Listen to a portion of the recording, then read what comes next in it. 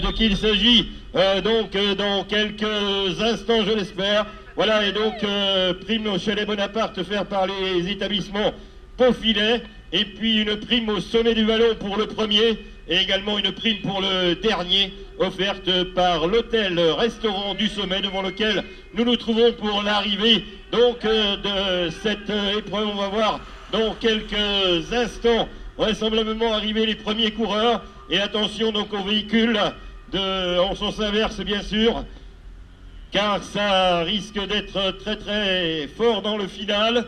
On va voir, je rappelle qu'il y avait donc 59 coureurs inscrits, 3 ne sont pas partis, donc ils étaient 56 dans l'épreuve des 2-3 juniors, pas cyclistes Open.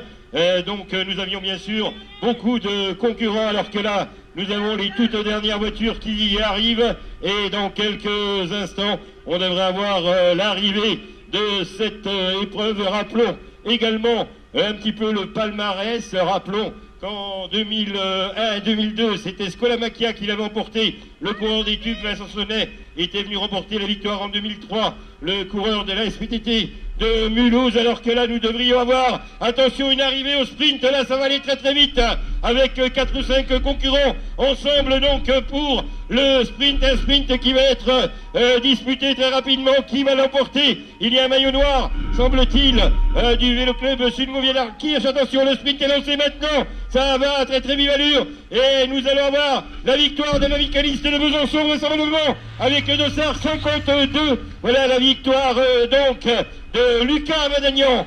L'arrivée maintenant de Florian Colère, Louis Dallot qui termine, le Dolois.